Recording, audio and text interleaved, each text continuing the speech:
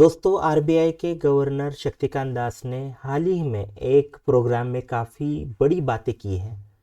काफ़ी इम्पोर्टेंट चीज़ों का जो निर्देशन है, काफ़ी इम्पोर्टेंट डायरेक्शन इंडियन इकोनॉमी को देने की जो कोशिश है उन्होंने उस स्पीच में की थी। और ये जो स्पीच था दोस्तों, काफ़ी इम्पोर्टेंट चीज जो अभी इवेंट चल रहे हैं उसमें आ रहा है। मार्केट में ज़बरदस्त यहाँ पर बिकवाली चल रही है। मार्केट ज़बरदस्त नीचे है। निफ्टी ऑल टाइम हाई से 10% नीचे जा चुका है।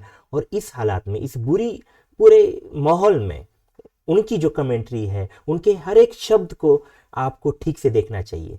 आप जब इसे ठीक से समझ जाएंगे तो आपको जो अगले हफ्ते में या फिर अगले कुछ दिनों में जो कुछ इंडियन इकोनॉमी की चाल होगी या फिर इंडियन इकोनॉमी किस तरह से आगे बढ़ रही है, वो पॉजिटिव है, निगेटिव है, उसके इम्पैक्ट क्या होंगे। और एक बड़ा आदमी, ओके, ये जो मतलब स्टेटमेंट है, ये कोई आम लोगों का स्टेटमेंट नहीं है।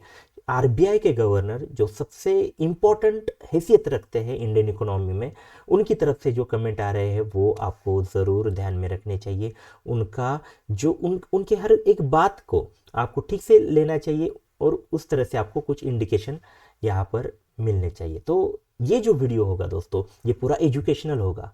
इसमें हम मैक्रो इकोनॉमिक्स की कुछ चीज़ें यहाँ पर डिस्कस करेंगे जो कि काफ़ी एक्चुअल में डीप होती है। बट बातें डीप होगी, बट उससे आपको काफ़ी कुछ सीखने को मिलेगा।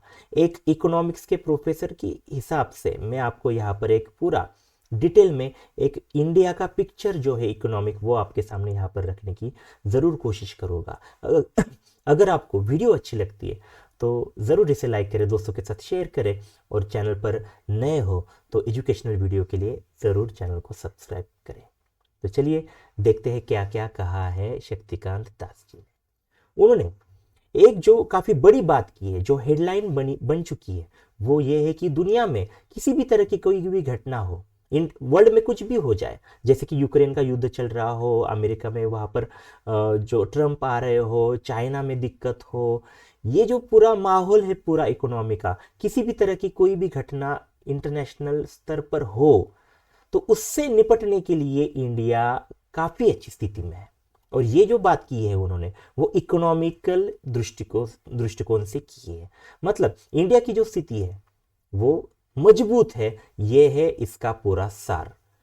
शक्तिकांत दास जी जैसे बड़े आरबीआई के गवर्नर को क्या मजबूती दिख रही है, किस तरह से वो इंडिया को मजबूत देख रहे हैं, वो आपको देखना काफ़ी इंटरेस्टिंग होगा। क्यों इन्होंने बात की है, इन्फ्लेशन की बात हो, उसके साथ साथ इंडिया के फॉरेक्स रिजर्व हो, करंट अकाउंट डेफिसिट हो, इसके बारे में कुछ इंपॉर्टेंट चीज़ें उन्होंने यहाँ पर बताई है।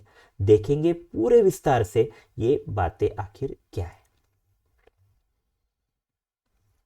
अभी जो बातें सामने आई है वो कब आई है दोस्तों, मैंने ऑलरेडी आपको एक जो पास्ट था, एक जो पूरा पिक्चर है, वो आपको बताया कि इंडिया में जबरदस्त सेलिंग चल रही है। बट उस सेलिंग में अभी कुछ बड़ी बड़ी एजेंसी जैसे कि मूडीज, एक बड़ी ब्रोकरेज फर्म, उसके साथ साथ सीएलएसए, एक बड़ी ब्रोकरेज फर्म, वो इंडिया पर बुलिश हो रही है। इस पर मैंने ऑलरेडी वीडियो बनाई है, आप जरूर वीडियो जाकर देख सकते हैं। तो इतनी बड़ी बड़ी जो ब्रोकरेज फर्म्स है, जिनका जबरदस्त स्टडी होता है, बड़ा डिपार्टमेंट होते हैं, कई सारे लोग यहाँ पर पूरा वर्ल्ड की इकोनॉमी को स्टडी करते हैं।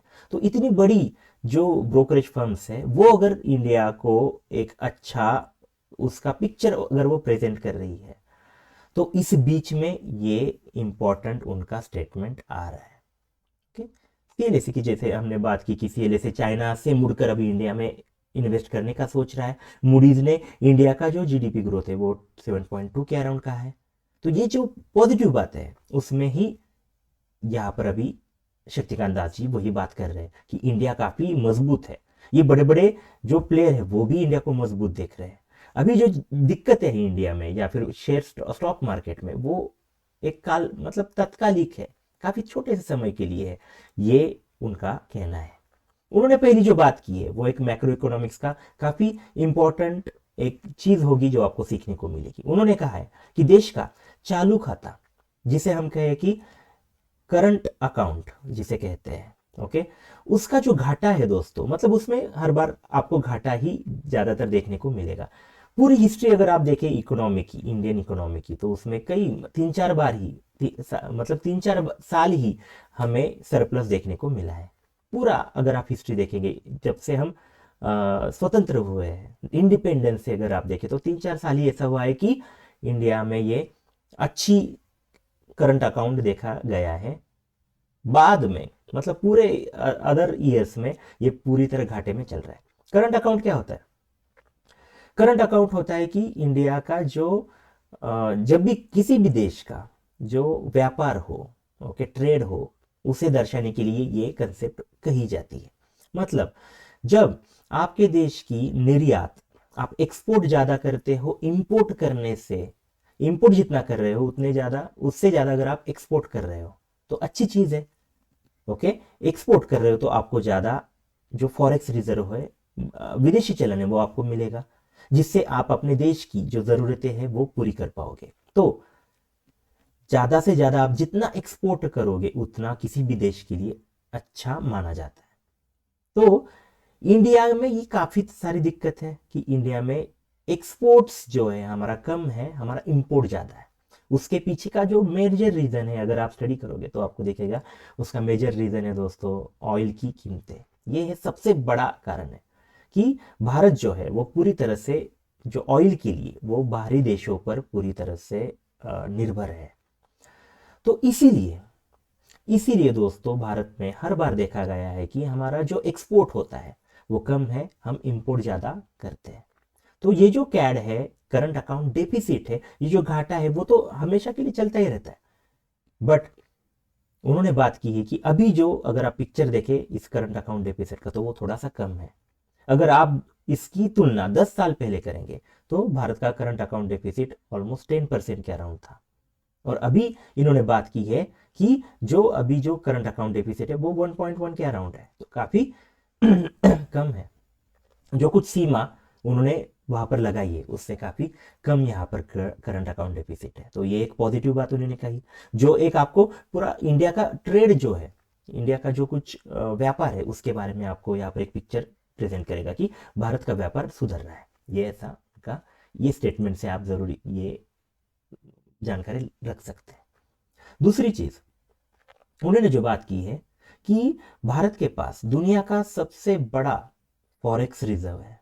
मतलब कोई भी देश के लिए फॉरेक्स रिजर्व जो होते हैं, विदेशी मुद्रा जो होती है, काफी इंपॉर्टेंट होती है। आपको अगर फॉरेन से कुछ भी लेना है, किसी से भी कुछ वहां पर इंपोर्ट करना है, तो आपके पास उनका चलन होना चाहिए, उसका रिजर्व आपके पास होना चाहिए, उनके ही चलन में वो आप उनका भुगतान कर सकते हैं। तो इसीलिए जब भी कभी दिक्कतें आती है तो आपके पास इंपोर्ट करने के लिए आपके पास फॉरेक्स रिजर्व होना चाहिए।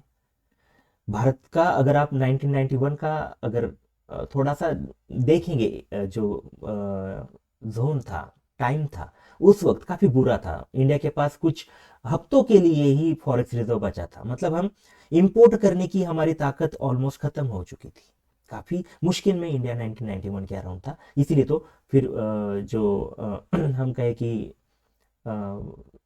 ग्लोबलाइजेशन हो, एलपीजी जिसे नीति कहा जाता है, उसे भारत ने आजमाया था। तो तब से भारत में अभी थोड़ी जो बेटरनेस है इसमें वो हो रही है। मतलब भारत के पास अभी फॉरेक्स रिजर्व काफी अच्छा है। दुनिया का सबसे बड़ा फॉरेक्स रिजर्व इंडिया के पास है। कितना? 675 अरब अमेरिकी डॉलर, इतना बड़ा फॉरेक्स रिजर्व है। तो ये एक मजबूती दर्शाता है। जिस देश के पास इतना अच्छा फॉरेक्स रिजर्व हो उसे कभी भी कोई भी दिक्कत नहीं आ सकती। कभी भी वर्ल्ड में कुछ भी दिक्कतें आए, कीमतों में हो या फिर वॉर हो, कुछ भी चीजें हो, तब आपके पास फॉरेक्स रिजर्व होना चाहिए। मुश्किल चीजों में, मुश्किल दिनों में वो आपको मतलब हेल्पफुल होता है। तो भारत के पास तो इतना बड़ा फॉरेक्स रिजर्व है। और इसका जो बात है वो शक्तिकांत दास ने की है कि हमारे पास इतना अच्छा फॉरेक्स रिजर्व है तो कुछ भी हो जाए वर्ल्ड में तो भी हमारा इंडिया जो है वो आत्मनिर्भर रह सकता है। ये बात की है आरबीआई के गवर्नर। उसके बाद उन्होंने इन्फ्लेशन पर कई सारी बातें की है और इन्फ्लेशन काफी चर्चा का मुद्दा अभी फिलहाल रहा है, काफी न्यूज में रहा है इन्फ्लेशन। जैसे कि अभी जो इन्फ्लेशन के आंकड़े आए हैं वो काफी बुरे आए थे। इस पर वीडियो हमने ऑलरेडी बनाई है, आप जाकर देख सकते हैं। इन्फ्लेशन इंडिया का जबरदस्त बढ़ा है। अभी 14 महीने के सबसे हाईएस्ट लेवल पर अभी सीपीआई का इन्फ्लेशन है। ओके, कंज्यूमर प्राइस इंडेक्स का जो इन्फ्लेशन वो काफ़ी बड़ा है। तो इस बड़े इन्फ्लेशन में, जैसे कि ऑलरेडी मैं हर बार कहता हूँ कि इन्फ्लेशन ना ज़्यादा, बहुत ही कम हो तो भी वो बुरा है, और बहुत ही ज़्यादा हो तो वो भी बुरा है। तो आपको एक काफ़ी सीमित दायरे में इसे रखना पड़ता है। तो ये इन्फ्लेशन जो है, इसके बारे में कई सारी बातें हो रही है, इंडिया का इन्फ्लेशन बढ़ रहा है, ये सब बोल रहे हैं। बट अभी इस इन्फ्लेशन के बारे में आरबीआई गवर्नर क्या बता रहे हैं, ये देखना काफ़ी इंटरेस्टिंग होगा, क्योंकि उनके जो डिसीजन होंगे आगे रेट कट करने के, वो पूरी तरह से इन्फ्लेशन पर ही डिपेंड होने वाले हैं। इन्फ्लेशन को देखकर ही रेट कट करना है या नहीं करना है, ये कोई भी गवर्नर एक्चुअल में देखता है। तो इसीलिए इन्फ्लेशन को वो किस तरह से देखते हैं, ये देखना इंपॉर्टेंट होगा। उन्होंने कहा है कि अभी जो उतार चढ़ाव चल रहा है, उनका कहना है कि ठीक है अभी बढ़ रहा है सीपीआई, बट ये कम ज्यादा होता रहता है। तो इसके बावजूद भी ये कम ज्यादा होगा, बट इसके अभी जो होगा थोड़े दिनों में ही ये मध्यम रहने का उम्मीद है। अभी जो हाई लेवल पर है वो कम होने की उम्मीद उन्होंने यहाँ पर बोली है। तो जब कम ये होगा इन्फ्लेशन, तो रेट कट होने के चांसेस हो गए, और इकोनॉमी के सुधार करने में काफ़ी बड़ी जो दिक्कत है वो वहाँ पर नहीं होगी। तो इसीलिए इस चीज़ को, उनके बयान को काफ़ी आपको मतलब हल्के में नहीं लेना है।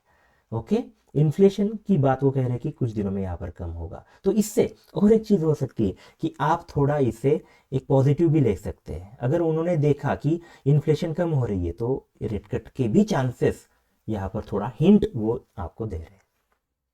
उसके साथ साथ उन्होंने एक यहाँ पर एक कहावत है, मतलब हाथी मुद्रा में, मतलब इन्फ्लेशन को उन्होंने कहा है कि वो एक कमरे में हाथी की तरह है। मतलब कई बार इसको यहाँ ऐसे यूज किया जाता है एक्चुअल में, कि जब भी कभी ये कहा जाता है कि एलिफेंट इन द रूम, इसका मतलब ये होता है कि सब लोग बैठे हैं अंदर, और इतना बड़ा हाथी, मतलब बड़ी जो परेशानी है, बड़ी जो दिक्कत है वो आपके सामने है, बट उस पर कोई चर्चा नहीं कर रहा है, उस पर कोई ध्यान भी नहीं दे रहा है, वो अपने ही इसमें उलझे हुए हैं। तो वही चीज है, इंडिया का जो इन्फ्लेशन है वो एक कमरे में हाथी की तरह है। मतलब ये काफी बड़ी समस्या है, और इससे जूझने के लिए हर एक को तैयार रहना चाहिए, बट एक्चुअल में ऐसा होता नहीं है। इन्फ्लेशन को लोग अनदेखा करते हैं, या फिर कई सारे जो देश की भी कुछ पॉलिसीज होगी वहां पर थोड़ा सा इस इन्फ्लेशन को नहीं देखा जाता। तो वो चीज़ है यहाँ पर कि मुद्रास्फीति जो है, इन्फ्लेशन जो है, वो मौजूद हाथी की तरह है रूम के। बड़ी मुसीबत है, बट उसका डिस्कशन ज़्यादा कोई करता नहीं। अभी जो है वो, ओके सॉरी, अभी जो है वो थोड़ा घूमने के लिए बाहर गया है जंगल में, ऐसा उन्होंने कहा है। तो बाद में वो ज़रूर आएगा। तो ये जो आता जाता रहेगा, मतलब इन्फ्लेशन जो होगा वो कम ज़्यादा होती रहेगी, ये बात की है यहाँ पर शक्तिकांत दास जी ने। और उसके बाद उन्होंने आखिर में एक जो बात की है इन्फ्लेशन से ही रिलेटेड है, वो है यूक्रेन का जब वॉर चल रहा था, ओके वॉर चल रहा था, तो सारे देशों ने क्या किया, सबसे इजी जो दिक्कत थी, जब भी वॉर होता है तो इन्फ्लेशन काफी बढ़ता है, महंगाई जबरदस्त बढ़ती है। तो इस महंगाई से निपटने के लिए कई सारे देशों ने एक काफी इजी वे चुना। उन्होंने क्या किया कि उन्होंने ज्यादा से ज्यादा नोट छापने का वहां पर काम किया, और ये मुद्रास्फीति या फिर इन्फ्लेशन से बचने की उन्होंने कोशिश की। ज्यादा नोट हो गए तो इन्फ्लेशन कम होगा, ऐसा उन्होंने यहाँ पर सोचा। बट एक चीज समझ लीजिए, और कई बार जो बिगिनर्स होते हैं, नए लोग होते हैं, जो आम आदमी होता है, उसे तो यही लगता है कि यार इतना कर्जा इंडिया पर है, इतना सारी चीजें दिक्कत है, तो नोट ही छाप लो। तो दोस्तों ऐसे नहीं होता है।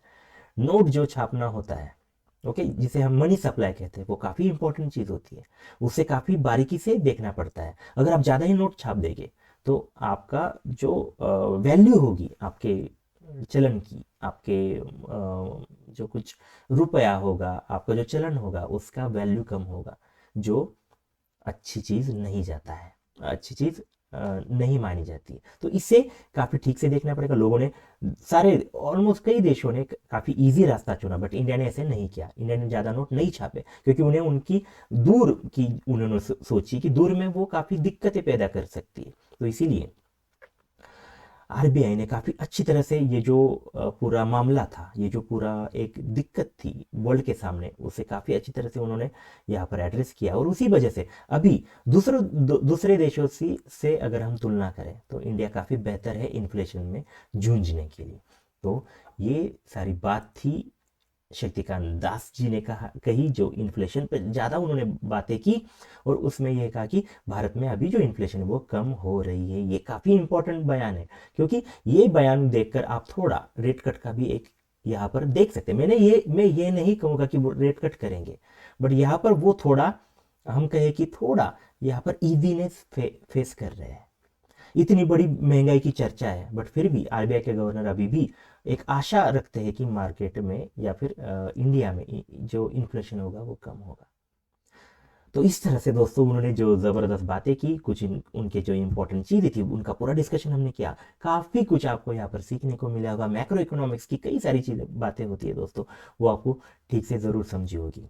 आई होप ये वीडियो ज़रूर आपको अच्छी लगी होगी, काफ़ी एजुकेशनल लगी होगी, काफ़ी कुछ आपको सीखने को मिला होगा। अगर आपको सीखने को मिला है तो बस एक लाइक करें, ताकि हमें और हौसला हमारा बढ़े कि ऐसे एजुकेशनल वीडियो हम आप तक लाएं।